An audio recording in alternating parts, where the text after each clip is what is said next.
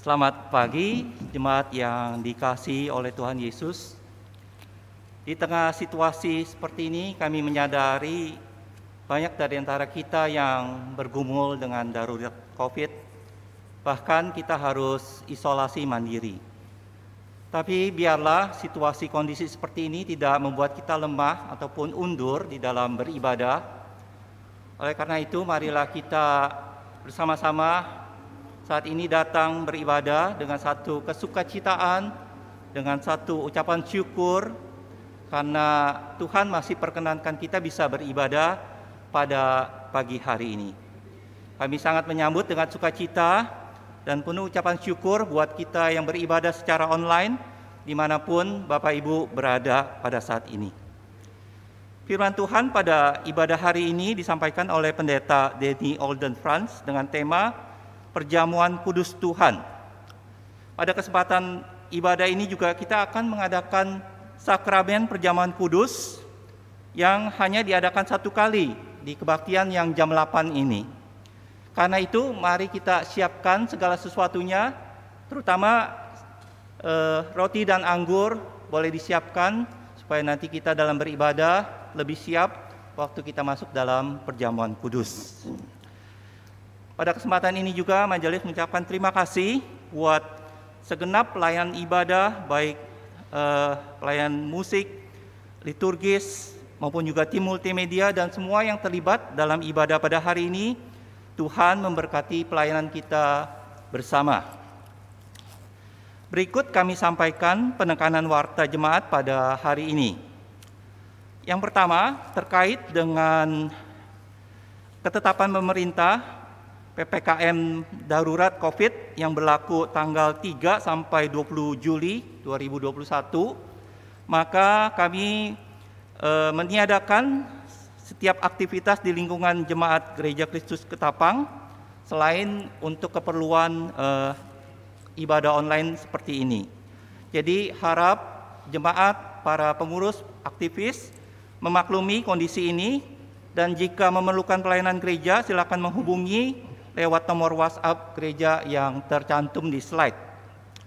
Yang kedua, bagi jemaat yang memerlukan konsultasi medis maupun konsultasi kerohanian karena dalam pergumulan terpapar oleh COVID, silakan bisa menghubungi GKK COVID Center pada nomor telepon yang tercantum di slide.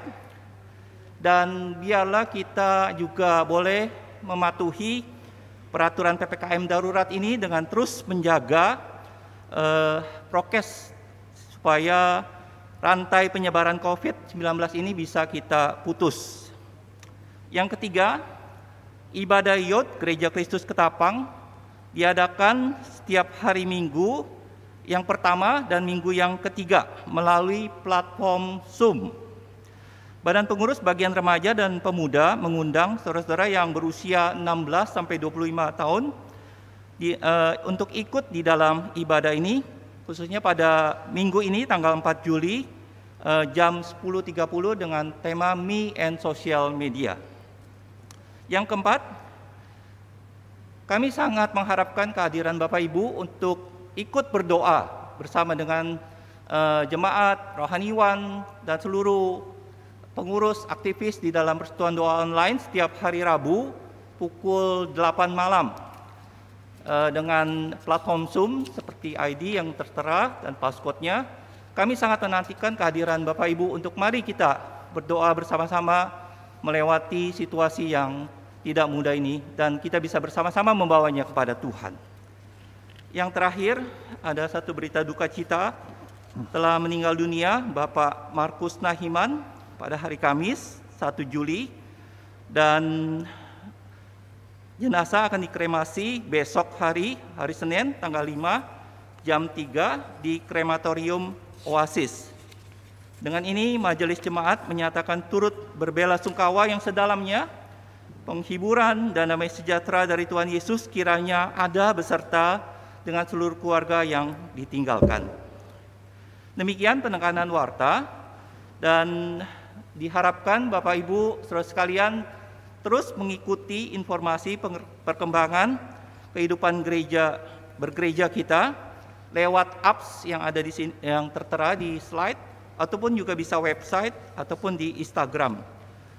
Jadi tolong kita sama-sama terus mengaktifkan multimedia kita ini ya, sosial media kita ini, untuk kita bisa berkomunikasi lewat sarana yang ada ini. Terima kasih Bapak Ibu Saudara sekalian atas perhatiannya. Selamat beribadah. Tuhan Yesus memberkati kita semua.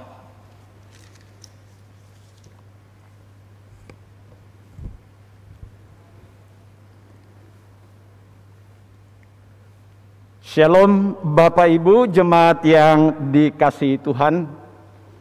Dalam ibadah minggu ini kita akan melakukan perjamuan kudus. Bapak Ibu yang dikasihi Tuhan, di tengah pergumulan yang Tuhan izinkan dalam kehidupan kita masing-masing, kiranya sebagai umat yang telah mengalami karya penebusan di dalam Kristus, biarlah kita tetap beriman karena Tuhan Yesus Kristus adalah Sang Gembala yang selalu ada dalam seluruh kehidupan kita. Amin. Tuhan memberkati. Mengundang semua Bapak Ibu jemaat di rumah untuk kita berdiri. Oleh karena itu, jemaat yang dikasihi Tuhan, marilah kita beribadah dengan sebuah kesadaran dan pengakuan seperti Yosua pasal 24 ayat yang ke-14a dituliskan demikian. Oleh sebab itu, takutlah akan Tuhan dan beribadahlah kepadanya dengan tulus, ikhlas, dan setia.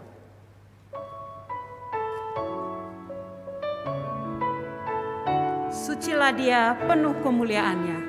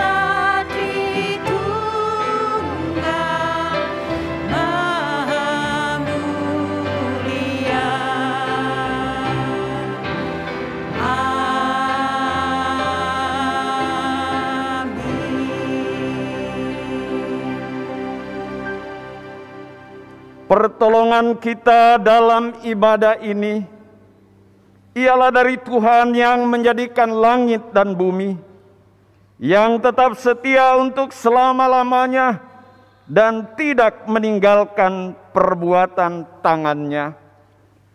Kasih karunia dan damai sejahtera dari Allah Bapa kita dan dari Tuhan Yesus Kristus serta persekutuan Roh Kudus menyertai saudara sekalian.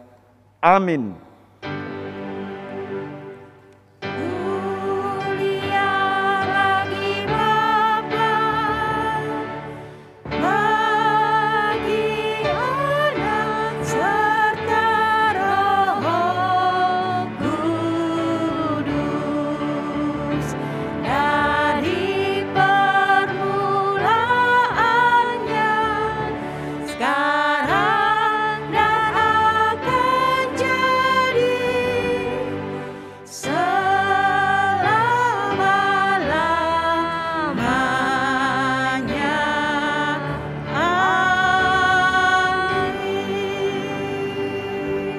Silakan duduk Bapak Ibu jemaat yang dikasihi Tuhan. Nas pembimbing untuk kita dalam ibadah minggu pagi ini, Mazmur pasal 100 ayat 1, 2, 4, dan 5. Demikian firman Tuhan. Mazmur untuk korban syukur. Bersorak-soraklah bagi Tuhan hai seluruh bumi. Beribadahlah kepada Tuhan dengan sukacita. Datanglah ke hadapannya dengan sorak-sorai. Masuklah melalui pintu gerbangnya dengan nyanyian syukur, ke dalam pelatarannya dengan puji-pujian. Bersyukurlah kepadanya dan pujilah namanya.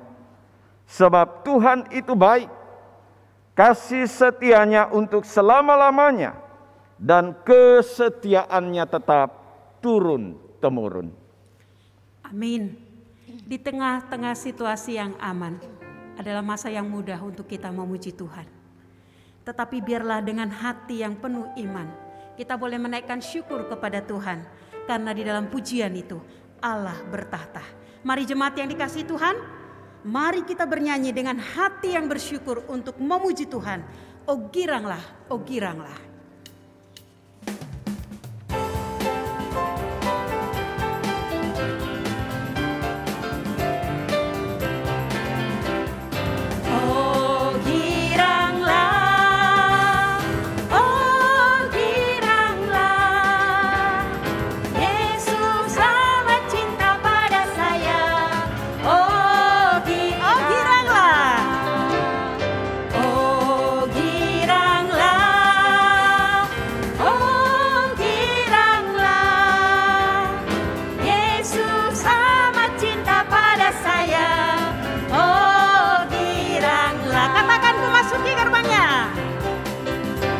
Masuki gerbangnya dengan hati bersyukur, halamannya dengan pujian.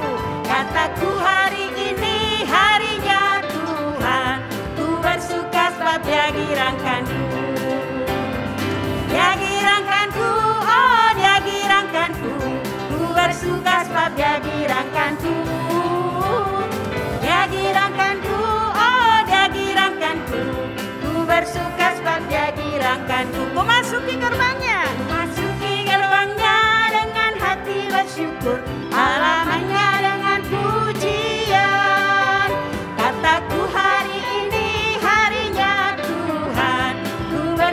sebab Dia girangkanku. Dia girangkanku, Dia girangkanku, oh Dia girangkanku.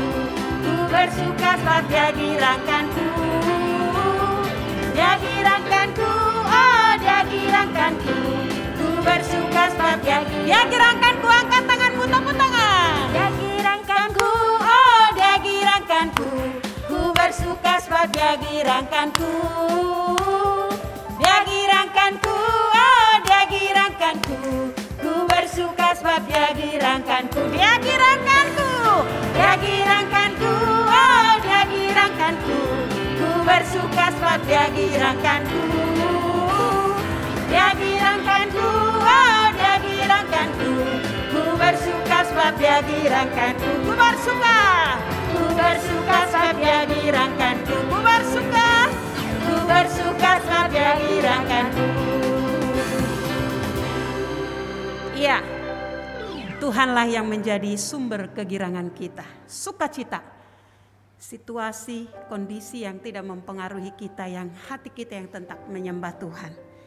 Sehingga di dalam segala kehidupan kita tahu betul hukum Tuhan yang berkata kepada kita, hiduplah sebagai anak-anak yang taat, dan jangan menuruti hawa nafsu yang menguasai kamu pada waktu kebodohanmu.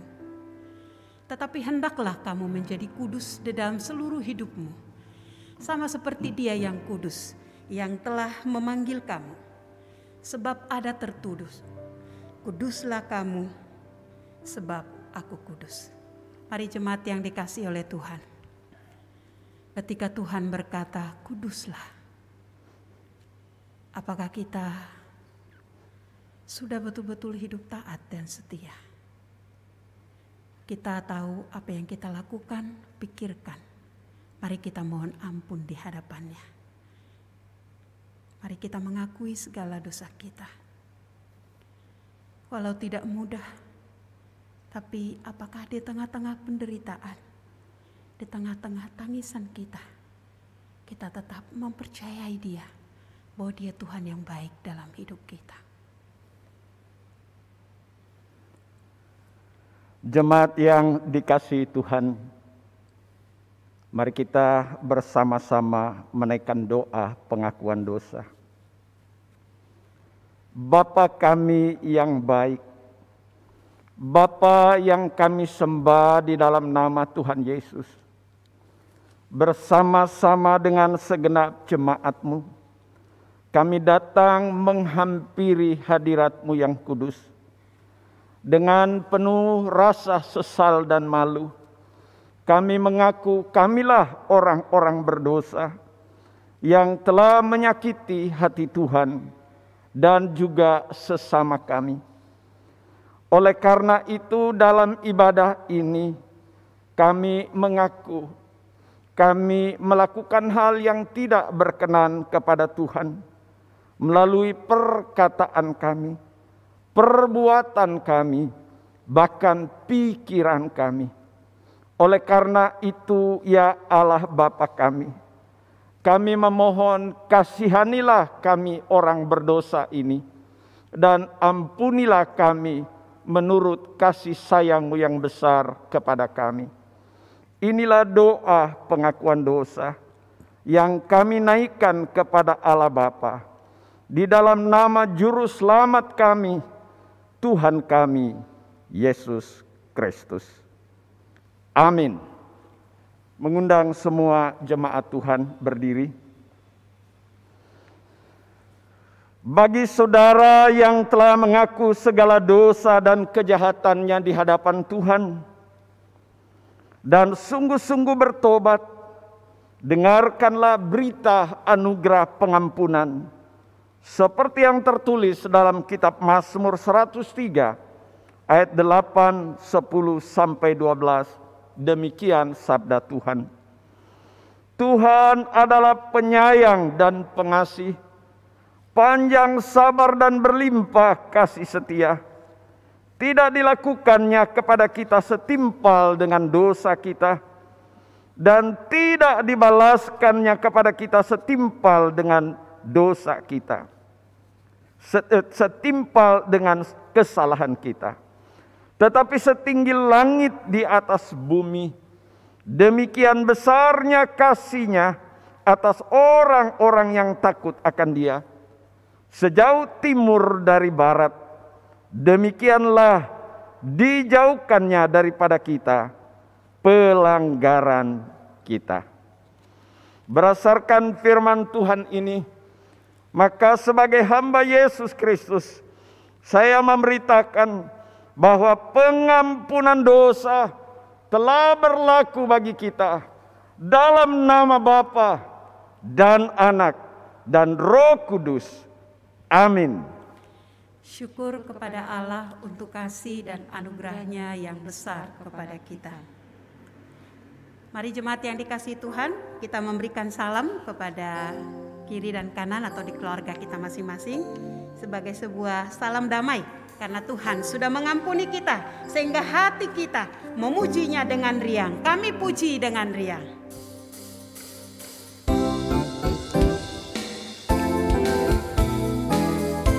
Kami puji dengan riang Dikau Allah yang besar.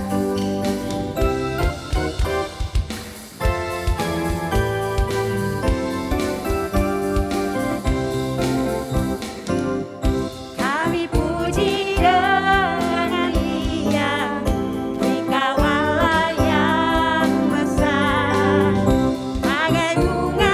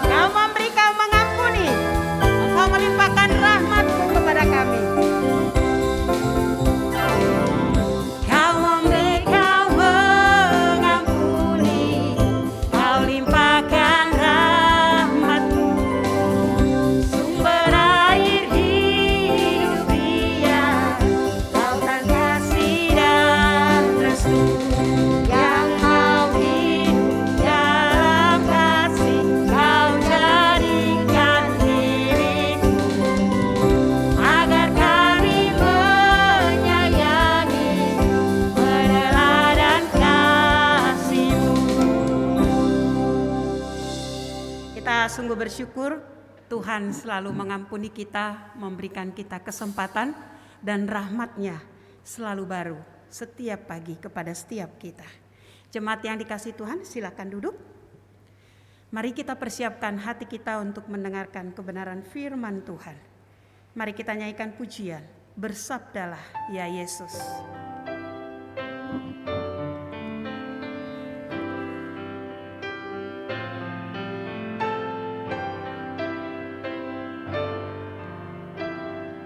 Bersabdalah. Bersabdalah ya Yesus kepada jiwaku. Bersabdalah ya Yesus, tenangkan jiwaku.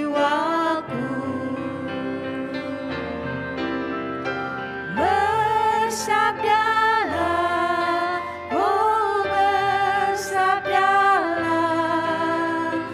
inilah doaku.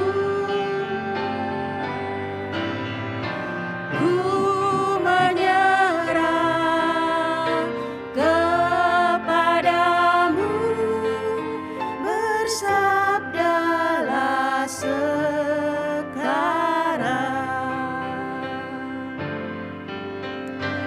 Bersabdalah ya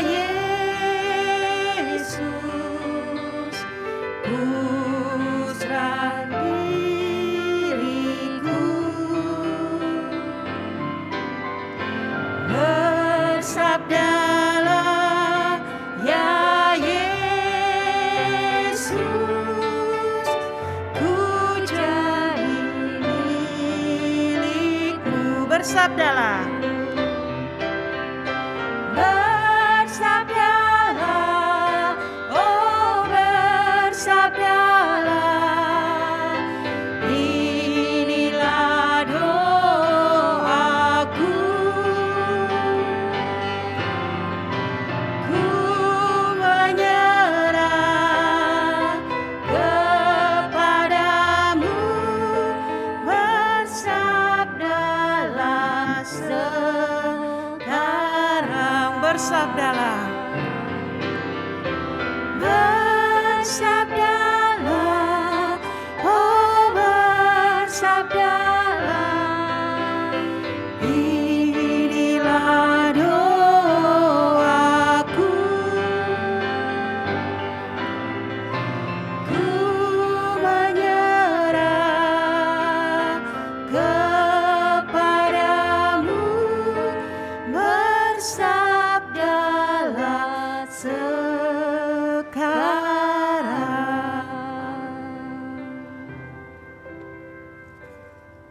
Bapak Ibu jemaat yang dikasihi Tuhan, pada hari ini supaya kita mendoakannya satu kali, mendoakan dan menaikkan syukur untuk sejumlah saudara yang menjadi bagian dari jemaat dalam atestasi masuk, dan sekaligus kita berdoa untuk firman.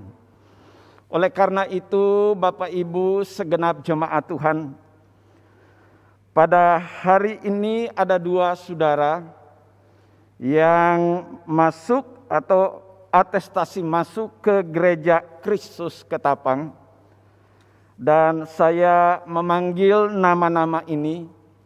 Yang bersangkutan pasti ada di rumah.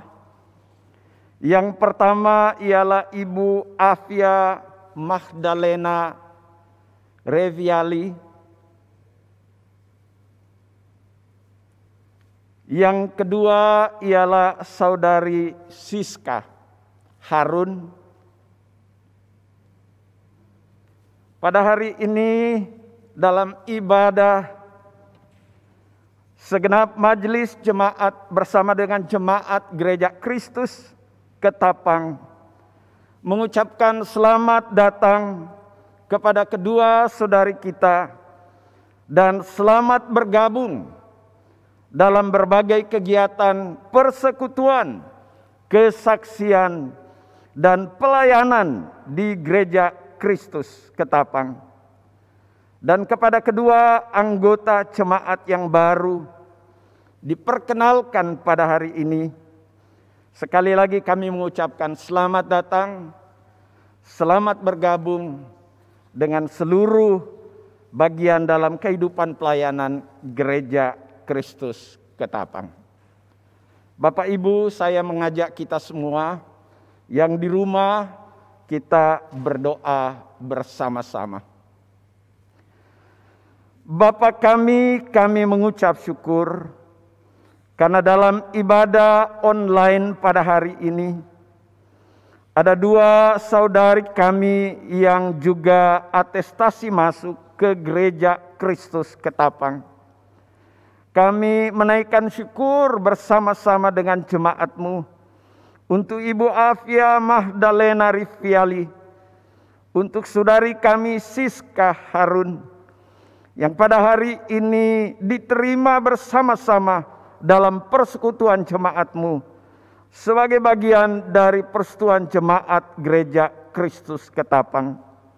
Doa kami bersama kiranya Tuhan memberkati, menolong kedua anak-Mu dalam seluruh kehidupan mereka tiap-tiap hari.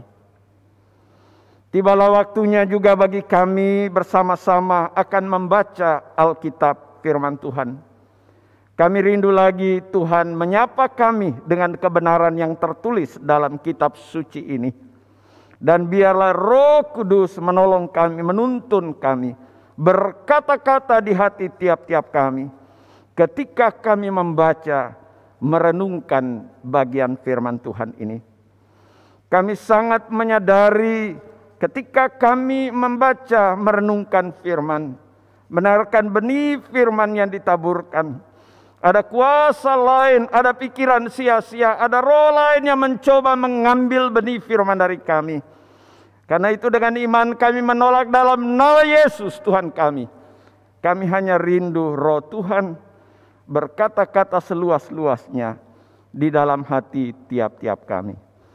Bersabdalah kepada kami ya Bapa melalui firman yang tertulis dalam kitab suci. Sebab sesungguhnya kami rindu mendengar firman. Di dalam nama Yesus Tuhan dan Juru Selamat kami firman yang hidup, kami sudah berdoa. Amin. Shalom Bapak Ibu yang dikasihi Tuhan. Pada minggu pagi ini bagian firman yang menjadi pembacaan kita bersama terambil dari kitab 1 Korintus pasal yang ke-11. Bacaannya ialah ayat yang ke-17 sampai dengan ayatnya yang ke-34. Demikian firman Tuhan.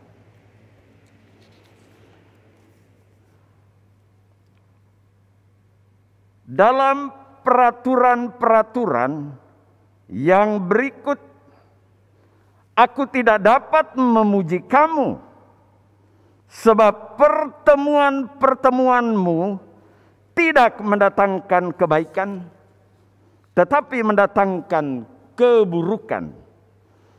Sebab pertama-tama aku mendengar bahwa apabila kamu berkumpul sebagai jemaat, ada perpecahan di antara kamu. Dan hal itu sedikit banyak aku percaya. Sebab di antara kamu harus ada perpecahan supaya nyata nanti siapa di antara kamu yang tahan uji. Apabila kamu berkumpul, kamu bukanlah berkumpul untuk makan perjamuan Tuhan. Sebab pada perjamuan itu tiap-tiap orang makan dahulu makanannya sendiri, sehingga yang seorang lapar dan yang lainnya mabuk. Apakah kamu tidak mempunyai rumah sendiri untuk makan dan minum? Atau maukah kamu menghinakan jemaat Allah dan memalukan orang-orang yang tidak mempunyai apa-apa? Apakah yang kukatakan kepada kamu memuji kamu? Dalam hal ini aku tidak memuji. Sebab apa yang telah kuteruskan kepadamu, telah aku terima dari Tuhan, yaitu bahwa Tuhan Yesus pada waktu malam, waktu ia diserahkan, mengambil roti, dan sesudah itu ia mengucap syukur atasnya. Ia memecah-mecahkannya dan berkata, inilah tubuhku yang diserahkan bagi kamu. Perbuatlah ini menjadi peringatan akan aku. Demikian juga ia mengambil cawan sesudah makan, ia berkata, cawan ini adalah perjanjian baru yang dimeteraikan oleh darahku. Perbuatlah ini setiap kali kamu meminumnya menjadi peringatan akan aku. Sebab setiap kali kamu makan roti ini dan minum cawan ini, kamu memberitakan kematian Tuhan sampai ia datang. Jadi barang siapa dengan cara yang tidak layak makan roti atau minum cawan Tuhan, ia berdosa terhadap tubuh dan darah Tuhan. Karena itu hendaklah tiap-tiap orang menguji dirinya sendiri, dan baru sesudah itu ia makan roti dan minum dari cawan itu. Karena barang siapa makan dan minum tanpa mengakui tubuh Tuhan, ia mendatangkan hukuman atas dirinya. Sebab itu banyak di antara kami yang lemah dan sakit, dan tidak sedikit yang meninggal. Kalau kita menguji diri kita sendiri, hukuman tidak menimpa kita. Tetapi kalau kita menerima hukuman dari Tuhan, kita dididik supaya kita tidak akan dihukum bersama-sama dengan dunia. Karena itu, saudara-saudaraku, jikalau kamu berkumpul untuk makan, nantikanlah olehmu seorang akan yang lain. Kalau ada seorang yang lapar, baiklah ia makan dahulu di rumahnya, supaya jangan kamu berkumpul untuk dihukum.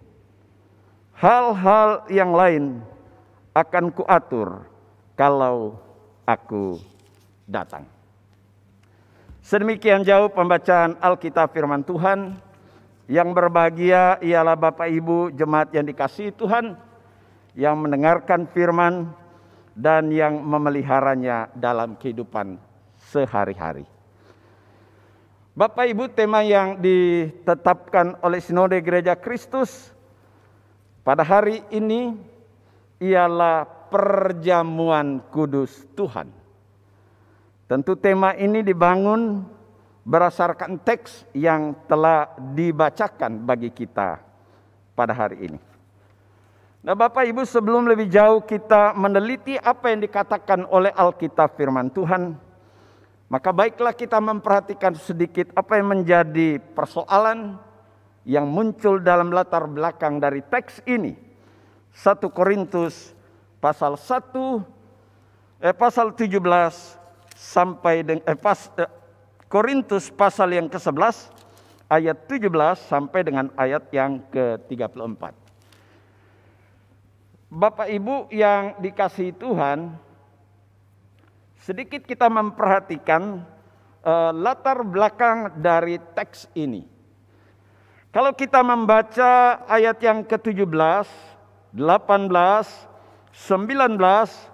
sampai dengan ayatnya yang ke-22, di sana dikemukakan beberapa hal yang sangat penting berkaitan dengan konteks jemaat mula-mula. Bahwa pada waktu itu jemaat di Korintus atau jemaat mula-mula, ya, ketika orang percaya berkumpul, dikatakan ada perjamuan kasih. Mereka makan minum bersama.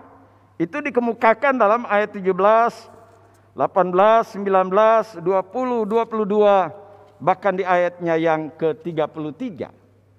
Kalau lapar makan di rumah, jangan berkumpul untuk makan, bukan berkumpul oleh karena kesatuan tubuh Kristus, sebagaimana diuraikan oleh Rasul Paulus. Ada beberapa hal yang dikemukakan dalam latar belakang persoalan sampai Paulus memberikan pengajaran tentang apa itu perjamuan kudus Tuhan. Minimal ada 3 yang dikemukakan dalam ayat 17, 18 sampai dengan ayat yang ke-22. Yang pertama, teks mengatakan begini. Dalam ayatnya yang ke-18. Sebab pertama-tama aku mendengar bahwa apabila kamu berkumpul sebagai jemaat. Itu kalimat yang penting. Sebab pertama-tama aku mendengar bahwa apabila kamu berkumpul sebagai jemaat, ada perpecahan di antara kamu. Dan hal itu sedikit banyak aku percaya. Bagi saya ada satu kata yang menarik di situ, yaitu kata jemaat. Mereka dikatakan apabila kamu berkumpul sebagai jemaat. Istilah jemaat adalah terjemahan dari istilah Yunani eklesia. Lalu mereka berkumpul sebagai jemaat. Istilah ini sedang menekankan satu momen yang penting. Bahwa ketika teks firman Tuhan berkata mereka berkumpul sebagai jemaat, ini bukan asal ngumpul. Karena kumpulan ini berbicara kumpulan yang terjadi oleh karena mereka berkumpul sebagai jemaat. Sehingga Bapak Ibu yang dikasihi Tuhan, istilah mereka berkumpul sebagai jemaat sebenarnya adalah istilah yang sedang menjelaskan bahwa kumpulan itu terjadi pada hari Minggu pertama. Atau dalam kalender Romawi itu menunjuk kepada hari Minggu. Sehingga kumpulan itu bukan kumpulan orang kumpulan sekedar makan-makan. Itu adalah kumpulan orang beribadah kepada Tuhan. Dan kita tahu pada waktu gereja mula-mula ibadah jemaat Tuhan selalu juga diiringi dengan perjamuan. Nah, oleh karena itu Bapak Ibu, kalau kita memperhatikan apa yang dikemukakan dalam ayat yang ke-18, ada hal yang menyedihkan hati Paulus mendengarkan apa yang terjadi di jemaat Tuhan di Korintus. Ya. Sebab kumpulan yang terjadi di sana, kumpulan yang tidak menunjukkan kesatuan mereka sebagai tubuh Kristus. Tetapi ada perpecahan di sana. Perpecahan yang dimaksud menurut teks Alkitab, sama juga pengertiannya dengan ada golongan-golongan. Sehingga ada golongan orang berada dan ada juga golongan orang yang terbatas, yang miskin, yang sederhana. Yang ketika mereka berkumpul mereka tidak bisa membawa makanan. Orang yang mampu berkumpul bawa makanan. Lalu mereka makan. Lalu yang tidak mampu melihat mereka makan. Sehingga terjadi Alkitab bahasa Indonesia menerjemahkan perpecahan. Yang terjadi ada golongan mampu dan ada golongan yang tidak mampu dalam ibadah jemaat, dan itu realita di jemaat Tuhan dari dulu bahkan sampai sekarang ini. Dan hal itu sangat menyedihkan hati Paulus. Kita lihat sebentar Bapak Ibu, istilah yang terkait dengan jemaat tadi berbicara tentang jemaat atau eklesia. Ini istilah yang sangat penting bagi kita Bapak Ibu. Karena istilah itu merujuk kepada orang Kristen. Bahwa orang Kristen itu disebut Kristen, pengikut Kristus itu, mereka disebut jemaat, itu diangkat, disebut, dibangun pengertiannya dari pengertian kata eklesia. Kata itu ada dua kata Yunani yang sangat penting. Yang menyatakan bahwa yang dimaksud dengan eklesia adalah menunjuk kepada mereka. Kepada orang Kristen. Yang dulunya mereka adalah kelompok orang yang masuk dalam hukuman Tuhan Allah. Oleh karena dosa. Tetapi oleh karena karya Kristus. Mereka dipanggil keluar dari konteks persekutuan orang berdosa. Masuk dalam persekutuan sebagai jemaat Tuhan. Dan kumpulan ini disebut eklesia. Mereka yang dipanggil keluar. Dan masuk dalam kumpulan persekutuan jemaat Tuhan. Nah sekarang persoalannya ialah. Dari istilah eklesia itu ya menunjukkan pada keberadaan jemaat yang sebenarnya adalah kumpulan orang yang telah ditebus dengan darah yang mahal dari Kristus. Tapi sayangnya kumpulan itu adalah kumpulan yang tidak menunjukkan diri sebagai jemaat yang telah ditebus oleh Kristus. Karena terjadi apa yang disebut tadi, perpecahan. Lalu yang berikutnya Bapak Ibu yang dikasihi Tuhan. Yang kedua, kebenaran yang tertulis dalam kitab suci ini juga menunjukkan bahwa orang yang mampu membawa makanan ke dalam persekutuan, namun mereka menikmati sendiri makanan itu, sehingga dikatakan oleh Rasul Paulus, ada yang lapar, ada yang mabuk.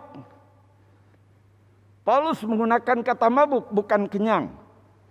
Karena ini melampaui kenyang. Jadi mereka kumpul, mereka makan. Mereka makan sepuas-puasnya. Seperti berpesta pora. Bahkan sampai mabuk. Sementara di sisi yang lain, ada jemaat Tuhan yang juga masuk dalam persekutuan. Sangat miskin, sangat terbatas. Tidak punya apa-apa. Dan kemudian mereka hadir dalam kumpulan itu. Melihat orang mampu yang makan sampai mabuk. Sedangkan mereka tidak punya makan apapun. Hal ini adalah hal yang sangat menyedihkan dan menyakitkan hati Paulus ketika ia mendengarkannya. Sehingga Paulus berkata, jika kamu berkumpul oleh karena kumpulan model ini bukan kumpulan jemaat Tuhan. Ini bukan eklesia. Lalu yang berikutnya Bapak Ibu, yang ketiga, latar belakang ini. Paulus mengingatkan jemaat pada akhirnya. Jikalau mereka berkumpul hanya berkumpul untuk makan makanan mereka sendiri. Sedangkan anggota jemaat yang lain ya tidak mempunyai apa-apa, hanya melihat mereka makan. Apalah artinya persekutuan yang disebut sebagai eklesia, jemaat Tuhan? Karena persekutuan itu tidak menunjukkan kesatuan tubuh Kristus. Karena nanti ketika Paulus menguraikan tentang apa itu perjamuan kudus, yang namanya kesatuan tubuh Kristus itu begitu kuat tergambar di sana. Dan kalau bicara persekutuan tubuh Kristus, itu mesti dibangun dari pengertian yang disebut eklesia. Karena Alkitab menunjukkannya demikian. Hal ini, ya, apa yang dikemukakan teks, ya, ini bukan ciri persekutuan Kristen. Bukan begitu orang Kristen. Saya merasa bahwa di lingkungan jemaat Gereja Kristus Ketapang, bagi Bapak Ibu yang diberikan Tuhan kelebihan dan kecukupan, yang saya tahu sejak dari dulu ialah Bapak Ibu selalu berbagi kasih. Sehingga anggota jemaat yang terbatas, bahkan mungkin juga boleh dikatakan tidak mampu, mereka juga sampai hari ini setahu saya, di tengah-tengah masa pandemi ini, masih ada uluran tangan kasih dari Bapak Ibu, dari gereja. Sehingga yang terbatas pun masih dapat menikmati sukacita, sekalipun itu juga adalah terbatas. Tetapi bagi saya itu adalah refleksi dari apa yang dikatakan oleh Alkitab, firman Allah, jika kita disebut eklesia. Yang berikutnya Bapak Ibu, setelah Paulus mengungkapkan hal ini, maka kemudian Paulus masuk dalam pengajaran sebenarnya tentang apa itu perjamuan kudus. Yang pertama Bapak Ibu jika bicara perjamuan kudus, maka itu berbicara bahwa perjamuan kudus itu adalah ajaran Tuhan untuk dilakukan jemaat. Perjamuan itu adalah ajaran Tuhan. Jika itu adalah ajaran Tuhan, maka jemaat melakukan sesuai ajaran Tuhan. Bukan sesuai kebiasaan orang-orang Romawi kuno pada waktu itu yang berkumpul untuk makan dan mabuk. Tapi itu adalah kumpulan eklesia, kumpulan orang yang ditebus dengan darah yang mahal di kayu salib. Dan ketika mereka berkumpul bersama sebagai tubuh Kristus. Kalau Bapak Ibu memperhatikan teks ayat 23a, ayat 24, ayat yang ke-25 bunyinya demikian. Sebab apa yang telah kuteruskan kepadamu, kata Rasul Paulus, telah kuterima dari Tuhan. Jadi perjamuan kudus yang diajarkan Paulus bukan atas dasar tradisi kebiasaan orang-orang pada waktu itu, tetapi berdasarkan apa yang ia terima dari Tuhan. Sehingga jika hari ini di lingkungan gereja Kristus melaksanakan perjamuan kudus, kita tidak melaksanakannya hanya oleh karena liturgi gereja dan tahun gerejawi, sesuai kalender gereja Kristus. Tetapi kita melakukannya atas dasar prinsip ajaran Alkitab. Kita melakukannya karena perjamuan kudus adalah ajaran Tuhan dan perintah Tuhan bagi gerejanya. Ayat 24, dan sesudah ia mengucap syukur atasnya, memecah-mecahkan roti, ia berkata, perbuatlah ini. Itu perintah. Jadi ketika perjamuan kudus dilakukan, ketika mereka memecah-mecahkan roti dan ketika mereka makan, perbuatlah ini. Itu perintah. Yesus mengajarkannya dan ia memerintahkannya supaya jemaat melakukannya. Bukan pesta pora, tapi sesuatu yang dilakukan sesuai dengan apa yang diajarkan oleh Kristus. Ayat yang ke-25, demikian juga ia mengambil cawan. Sesudah minum dikatakan begini dalam teks, perbuatlah ini. Ada penekanan-penekanan yang sangat kuat dikemukakan Paulus dalam ayat 23, ayat 24, ayat yang ke-25. Bahwa ketika ia mengajarkan tentang apa itu perjamuan kudus, itu ia terima dari Tuhan. Bukan dari tradisi dan kebiasaan pesta pora, makan minum yang tidak peduli orang lain. Sehingga ada yang lapar, ada yang mabuk. Tidak begitu. Jika kita berkata kita gereja, kita eklesia, maka hati kita juga tertuju kepada mereka yang tidak mampu. Mengapa? Karena eklesia itu orang yang tadi dalam kegelapan pindah dalam terang. Mereka punya persekutuan dengan Kristus dan punya persekutuan dengan sesama. Itu eklesia. Sehingga Rasul Paulus katakan, sekarang saya mau mengajarkan tentang perjamuan kudus.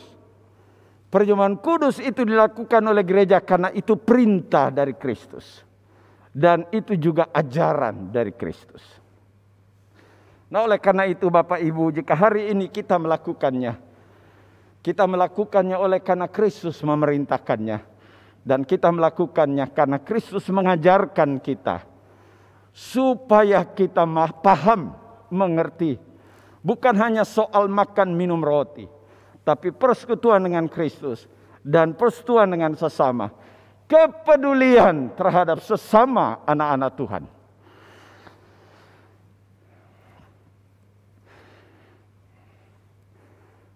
Perjamuan adalah ajaran Tuhan untuk dilakukan oleh gerejanya. Dari beberapa bagian firman Tuhan ini menegaskan kepada kita bahwa ketika gereja melaksanakan perjamuan kudus dan anggota jemaat mengambil bagian di dalamnya seperti pada hari ini, maka perjamuan kudus itu dilaksanakan atas ajaran dan perintah Tuhan untuk dilakukan. Bukan sekedar karena rutinitas pada masa jemaat mula-mula. Bukan juga oleh karena kalender gerejawi seperti yang saya sebutkan tadi. Tidak juga hanya oleh karena memang ada dalam liturgi gereja. Tetapi entah kalender gereja, entah liturgi gereja, entah apapun. Semuanya dibangun atas dasar ajaran dari Kristus untuk dilakukan oleh jemaatnya. Supaya kita tidak kehilangan makna dari apa itu perjamuan kudus yang dilakukan oleh apa yang disebut eklesia. Orang berdosa yang pindah dalam terang Tuhan. Mereka bersekutu dengan Tuhan. bersekutu dengan sesama, dan kemudian mereka melakukan apa yang disebut dengan perjamuan kudus. Kedua, Bapak Ibu, ayat 24b, 25b, ayat 26, firman Allah berkata demikian. Perbuatlah ini menjadi peringatan akan aku. 25b, perbuatlah ini setiap kali kamu meminumnya menjadi peringatan akan aku. Ayat 26, sebab setiap kali kamu makan roti ini dan minum cawan ini, kamu memberitakan kematian Tuhan sampai Ia datang. Nah, oleh karena itu yang kedua, Paulus tidak hanya bicara perjamuan itu ditetapkan, diatur, diajarkan oleh Kristus, tapi ia juga bicara apa tujuan dari perjamuan kudus itu. Bapak Ibu, pada masa sekarang ini macam-macam tujuan dari orang melaksanakan perjamuan kudus. Karena saya pernah mengikuti dalam ibadah seperti itu.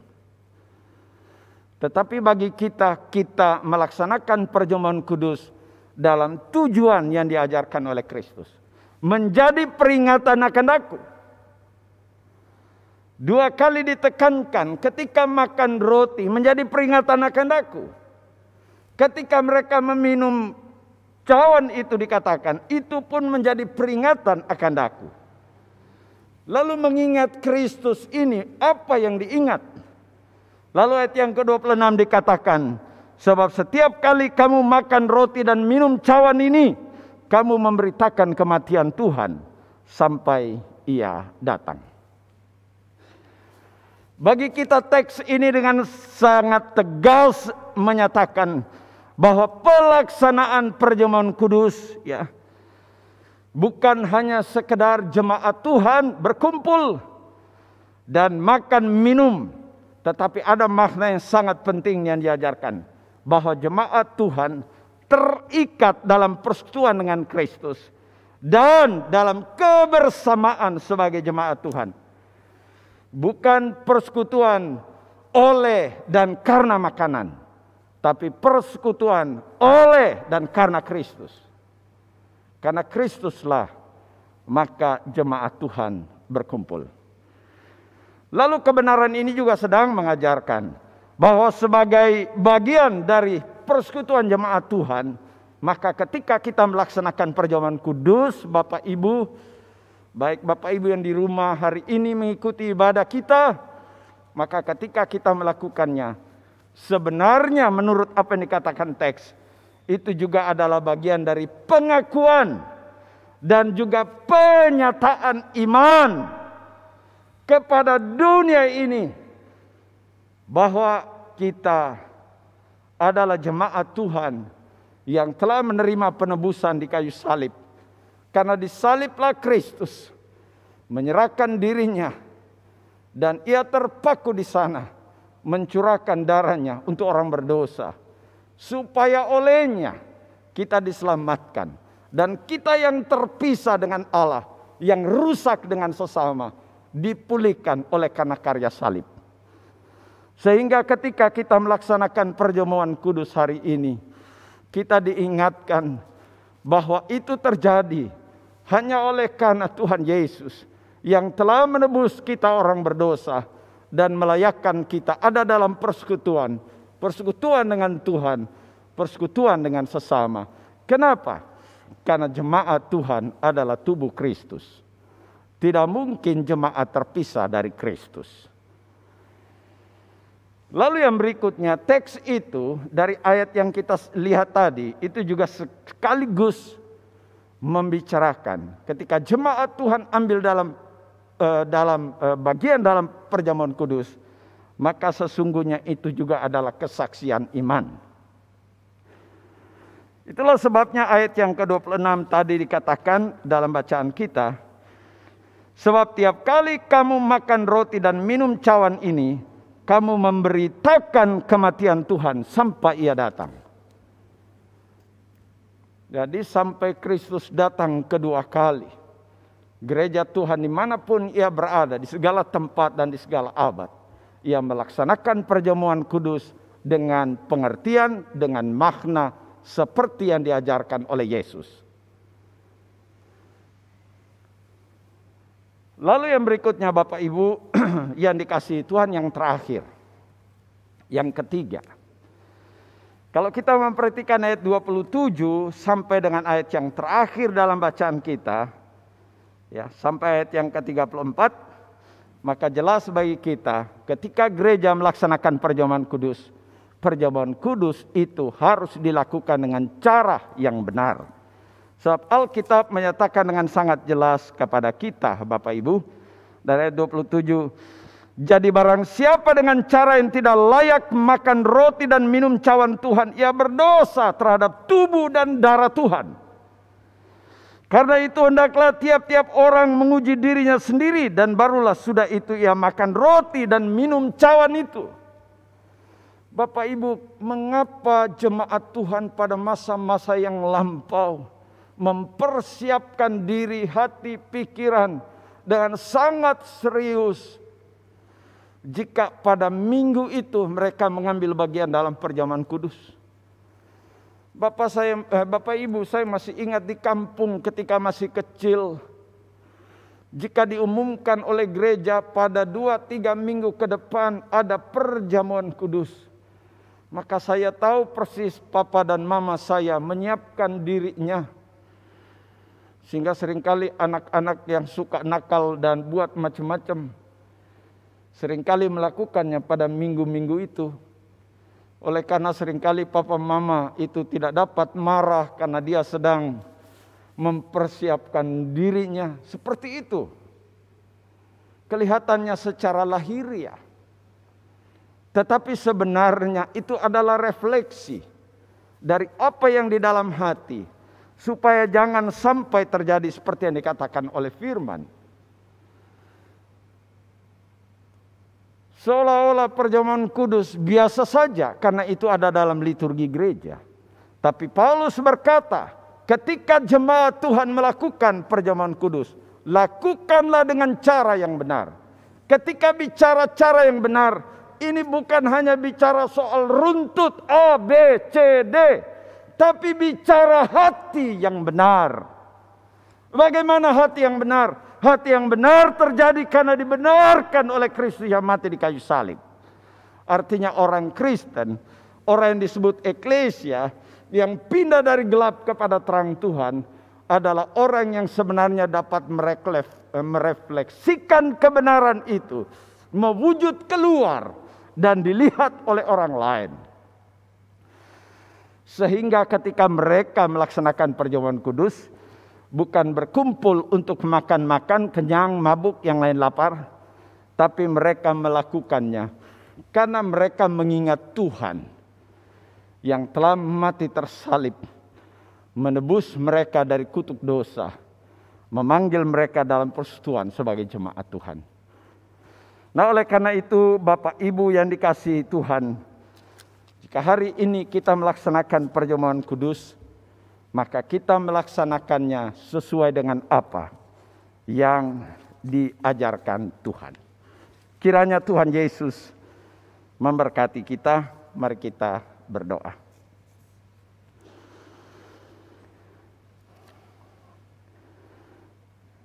Bapa kami membaca Alkitab firman Tuhan. Terbatas bagi kami untuk memahami kebenaran yang tertulis dalam kitab ini. Tetapi hamba telah berupaya menyampaikannya dalam waktu yang ada pada kami. Hamba berdoa kiranya Roh Tuhan meneruskannya sepenuh-penuhnya di dalam hati tiap-tiap jemaat-Mu. Di dalam nama Tuhan Yesus Tuhan kami sudah berdoa. Amin. Jemaat yang dikasihi Tuhan, saya undang untuk kita bangkit berdiri. Bagi setiap Bapak Ibu yang tidak bisa berdiri, ada di rumah masing-masing, angkat tangan kananmu dan taruh di dada.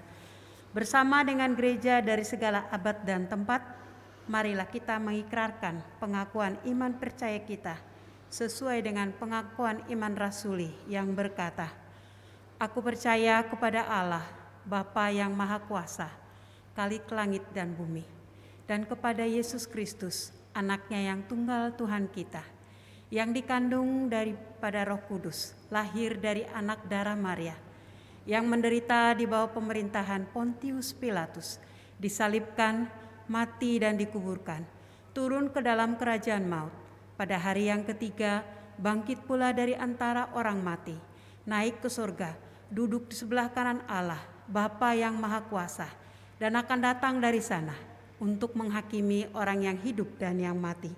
Aku percaya kepada Roh Kudus, gereja yang kudus dan am, persekutuan orang kudus, pengampunan dosa, kebangkitan orang mati, dan hidup yang kekal. Amin. Silakan duduk kita. Dan sebagai ucapan syukur kita kepada Tuhan yang mengasihi kita, yang memberkati kita, kita akan memberikan persembahan dengan mengingat firman Tuhan dari Mazmur 54 ayat yang ke-8. Dengan rela hati, aku akan mempersembahkan korban kepadamu. Bersyukur sebab namamu baik, ya Tuhan. Seperti minggu-minggu yang sebelumnya, ada 3 cara yang dapat kita lakukan untuk memberikan persembahan. Yang pertama, lewat transfer rekening BCA maupun BNI atas nama Gereja Kristus. Atau yang kedua, dengan scan QR Code lewat aplikasi yang ada, MBCA, GoPay, ataupun OPPO. Atau yang ketiga, Bapak Ibu, mari kita kembali mengumpulkan di dalam amplop persembahan minggu-minggu yang sebelumnya. Dan kalau sudah waktunya tepat, kita akan memberikannya ke gereja sebagai ucapan syukur kita kepada Tuhan. Amin. Kita akan masuk dalam doa persembahan dan doa syafaat. Mari kita berdoa. Bapa kami berterima kasih sebab sebagai jemaat kami punya kesempatan yang indah seperti hari ini, juga membawa persembahan syukur kami kepada Tuhan. Berkenan kiranya Engkau Bapa menerima persembahan kami, karena kami memberinya dengan sukacita untuk hormat bagi nama-Mu. Hari ini kami berdoa untuk bangsa kami, Republik Indonesia. Kami menyebutnya dalam doa kami, dalam ibadah jemaat hari ini. Tolong pemimpin bangsa kami Tuhan, dalam seluruh kebijakan keputusan yang mereka lakukan demi kebaikan bangsa ini. Di DKI pada hari ini juga dilaksanakan pembatasan darurat untuk seluruh kegiatan masyarakat. Kami berdoa supaya Tuhan menolong pemimpin bangsa kami dalam mengupayakan pemutusan rantai penularan COVID-19. Kami berdoa dalam nama Tuhan Yesus supaya kami semua sebagai warga bangsa mentaati segala yang diatur demi kebaikan kami, bahkan bangsa ini. Hari ini kami juga menyebut dalam doa kami untuk semua saudara-saudara kami anggota jemaat yang hari ini terbaring lemah dan sakit, baik oleh karena kelemahan tubuh maupun oleh karena sakit penyakit, bahkan oleh karena COVID-19. Kami berdoa dalam nama Tuhan Yesus. Biarlah darah Tuhan Yesus yang tercurah di kayu salib lagi meneguhkan, menguatkan semua jemaat-Mu dalam seluruh pergumulan mereka hari ini. Anggota jemaat yang bergumul, jika usaha pekerjaan, penghasilan terganggu oleh karena COVID-19 yang telah berlangsung begitu lama, Tuhan Yesus, tolong kiranya Tuhan berilah cara menurut kemurahan-Mu bagi tiap anggota jemaat dalam pergumulan ekonomi, keluarga, pekerjaan, dan usaha. Bapa yang baik, terima kasih banyak. Inilah doa syafaat kami yang terbatas, jauh dari sempurna. Tapi kami telah menaikkan kepada Allah Bapa di dalam nama Tuhan Yesus yang telah mengajar kami jemaat berdoa demikian. Bapa kami yang di sorga, dikuduskanlah nama-Mu, datanglah kerajaan-Mu, jadilah kehendak-Mu di bumi seperti di sorga. Berikanlah kami pada hari ini makanan kami yang secukupnya, dan ampunilah kami akan kesalahan kami, seperti kami juga mengampuni orang yang bersalah kepada kami. Dan janganlah membawa kami ke dalam pencobaan, tapi lepaskanlah kami daripada yang jahat. Karena Engkau yang punya kerajaan dan kuasa dan kemuliaan sampai selama-lamanya. Amin. Jemaat yang dikasihi oleh Tuhan, kita akan menutup kebaktian ini. Saya mengundang kita semua bangkit berdiri. Kita bersyukur hari ini kita boleh melakukan perjamuan kudus. Mengingatkan kita akan kasih Tuhan. Kuasa salib Kristus yang memulihkan setiap kehidupan kita. Mari kita nyanyikan pujian ini. Kuasa salib-Mu.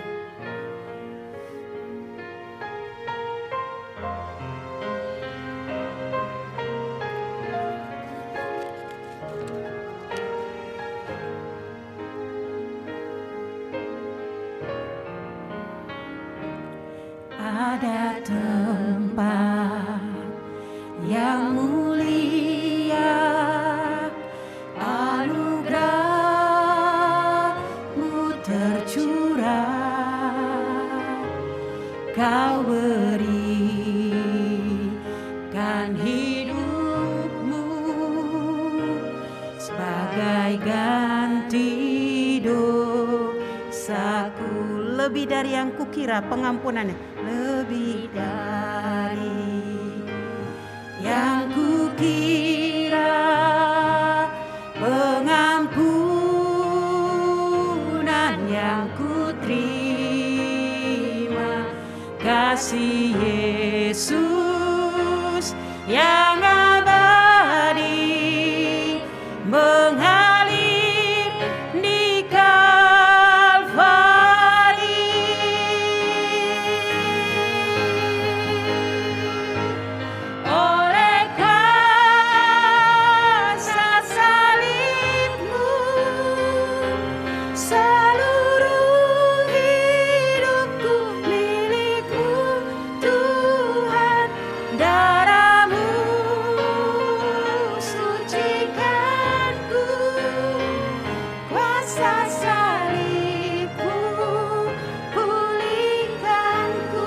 dari yang kukira. Lebih dari yang kukira, pengampunan yang kuterima, kasih Yesus yang abadi mengalir di Kalvari.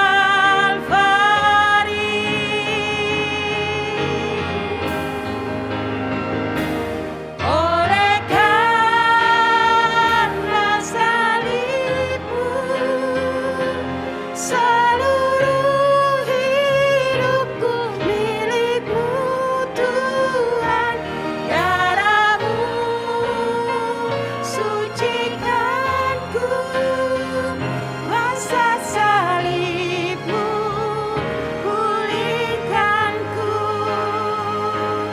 Oleh karena salib-Mu, seluruh hidupku milik-Mu Tuhan. Darah-Mu sucikanku, kuasa salib-Mu pulihkanku. Kuasa salib-Mu pulihkanku.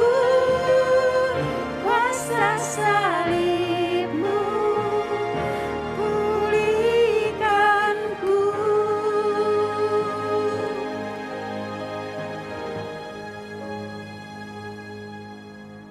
Jemaat kekasih Kristus, kembalilah kepada aktivitas kita sehari-hari dengan terus mengingat bahwa Tuhan adalah gembala yang baik yang selalu memelihara kita dimanapun kita berada. Kasih mengarahkan hati kami. Kami mengarahkan hati kami senantiasa kepada Tuhan, Gembala kami yang baik. Jadilah saksi Tuhan yang setia dan hiduplah dalam firman-Nya. Kami siap menjadi saksi-saksinya yang setia dan menjalani firman-Nya. Terimalah berkat Tuhan. Tuhan memberkati engkau dan melindungi engkau.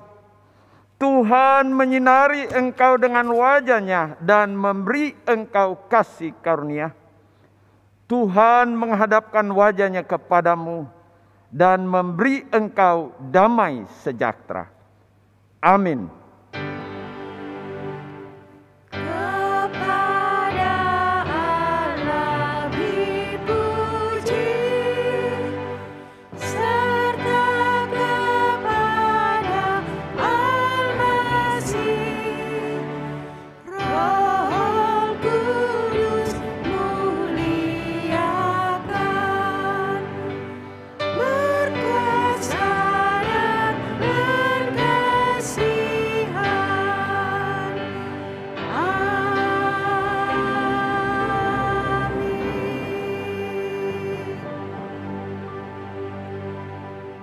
Silakan bersaat teduh.